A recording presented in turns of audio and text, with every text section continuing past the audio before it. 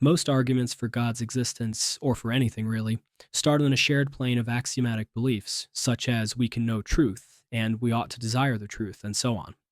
I think this is a fair approach. It's like two people getting into a car and taking turns driving to see which destinations they can reach and how. However, this is not the only type of argument. There is a type of argument which involves popping the hood and looking inside the car itself.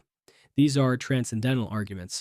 They constitute a whole family. I make use of a few in my video about existentialism, for example. However, the formulation I'm going to propose here is often referred to as the transcendental argument because it addresses basic epistemology, knowledge claims. It is, in a sense, the most fundamental argument possible. Consider the following sentence. We should use logic to know the truth. This simple sentence entails four things. First, universality. It's a we statement, something that applies to everyone. Second, ethics. It's a should statement. We have some kind of moral obligation to seek truth that goes beyond pure pragmatism. Third, metaphysics. The fact that logic can aid us in reaching true beliefs entails that reality is a certain way and will continue to be that way, that the rules will be the same tomorrow as they are today, that things exist, have identities, and exist in the way they exist and not some contradictory way. Fourth, epistemology. The fact that we can know things. Not only is reality a certain way, but we can adequately assess it and align our minds to it. Denying this sentence is impossible, since its denial assumes it.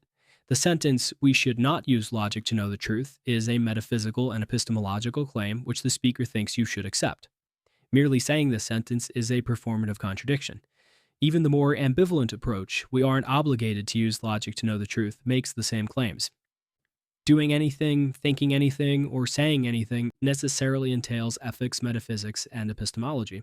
This is the unquestionable foundation for all argument. It's the car we all share when driving to any epistemic destination. However, there's a difference between necessity and justification. For example, it's necessary that I eat to survive, but this necessity is not self-explanatory.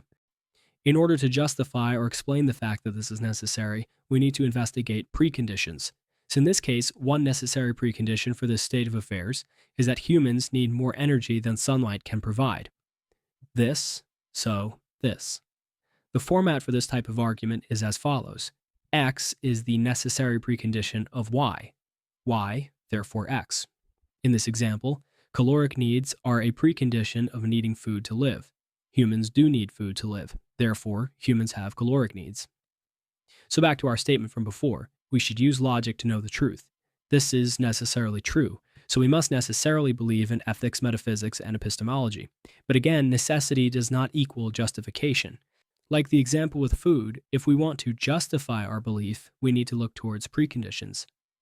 Since we cannot observe a transcendental precondition, the only way to be certain of what it or they might be like is by proposing mutually exclusive binary options and arguing from impossibility of the contrary. For example, the transcendental precondition either is a rock or is not a rock. Considering a rock depends on metaphysically conditioned realities like space and time, we can be absolutely certain that the precondition we're looking for is not a rock. So first, the precondition either is or is not universal. Given that the transcendentals we're trying to justify apply always and everywhere, this precondition must likewise be universal.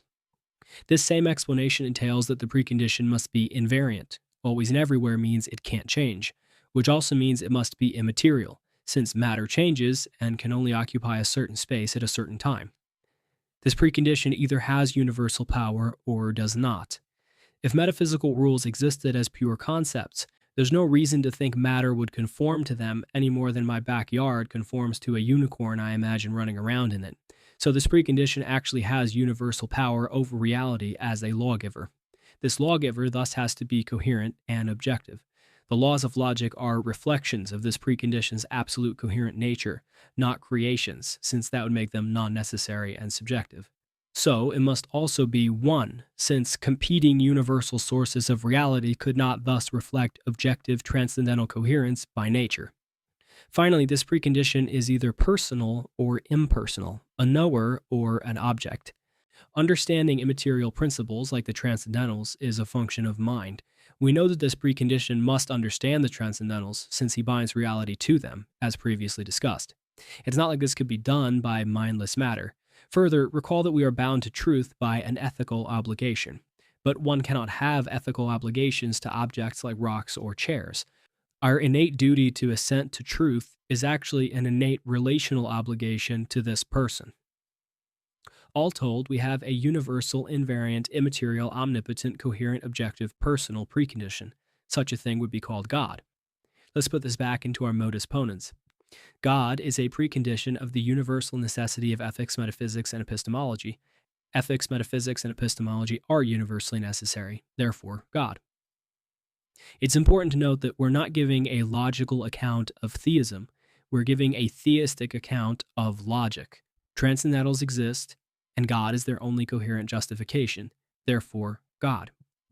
But doesn't this just push the problem back a step? Doesn't belief in God need a justification? Well, no. Ultimate standards cannot be justified by something more fundamental than themselves, or they would cease to be ultimate. Whether one chooses reason, science, or God, every worldview eventually arrives at a self-referential foundation, a precondition of preconditions. The question, therefore, is not whether some foundation is self-referential, they always are. The question is whether a foundation is self-consistent or self-refuting. We've demonstrated that God coherently provides a self-consistent environment for epistemic claims to be possible in the first place. On the other hand, any alternative precondition is going to lack one of the discussed qualities, and thus result in a self-refuting system, either by appealing to infinite regress, vicious circularity, or an arbitrary stopping point.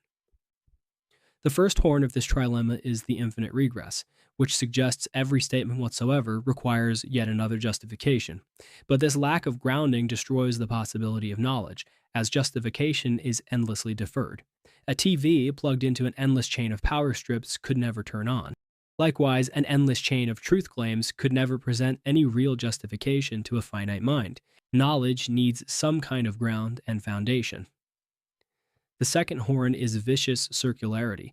This would include responses such as, my belief in logic is justified because logic works, which is both circular and fails to make any account of why the universe behaves according to invariant universal abstracta such that logic works. Other attempts include claiming that all knowledge claims are conjectural and thus don't need a ground, which either is itself conjectural or self-refuting, or claiming that knowledge is a web without a foundation, ignoring the fact that a web of falsehoods like a fiction novel can be coherent. The third horn, while just as unsatisfactory as the others, is the greatest source of confusion. Arbitrary stopping points often disguise themselves as self-consistent by appealing to common intuitions or beliefs. They are not, of course. Lacking godhood, they always fail to achieve self-consistency. But because of their particular malignance, I will use several particular examples. Maybe transcendentals don't need justification. This is an attempt to appear neutral or healthily skeptical. However, while one can justifiably be agnostic about a posteriori claims like how many aces are in a deck of cards, to suggest that the laws of logic, the reliability of knowledge, and the duty to truth may not need justification, while using all three to make that very point, is a performative contradiction. It's like arguing a house you're on the third floor of might not have a second floor. Some knowledge is just properly basic, like the fidelity of our senses to reality. But this relies on the idea that there's some raw experience of reality that isn't filtered through one's pre-existing transcendental framework, which is clearly false. One person can consider their sensory experience evidence that they perceive reality accurately. Another can consider it evidence an evil demon is putting a bunch of false sensory experiences into their consciousness. In either case, the exact same data serves as equally compelling evidence for either presupposition.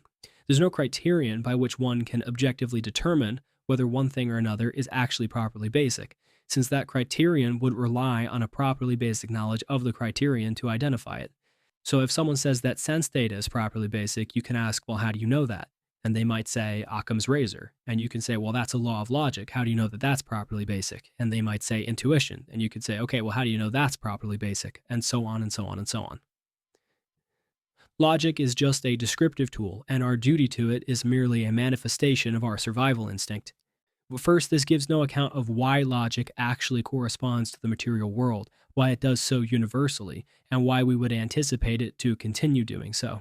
Second, survival does not depend on truth. It depends on survival-improving beliefs.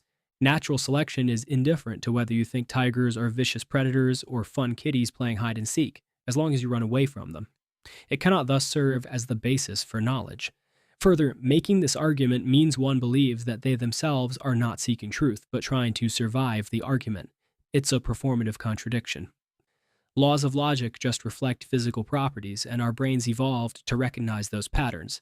But this gives no account of why physical properties are logical, why they're universal, and why we would anticipate they will continue to be the way they are.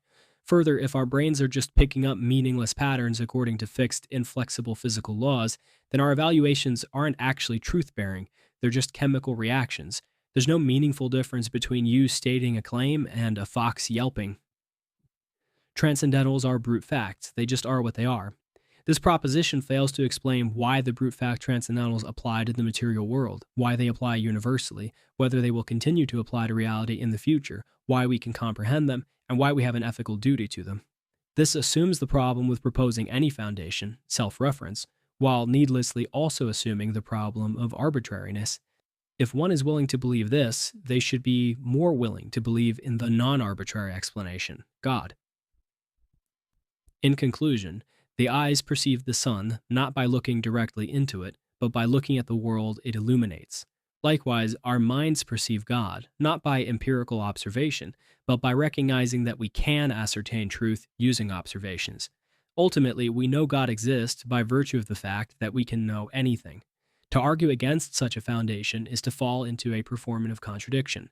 One must use the laws of logic, the reliability of the mind, and an implicit moral devotion to the truth to construct the case against those things having a justification. It's like saying the words, "I might not have a mouth." In other words, should one open the hood of the car of human reason before making their journey, they'll find that God was the engine the whole time.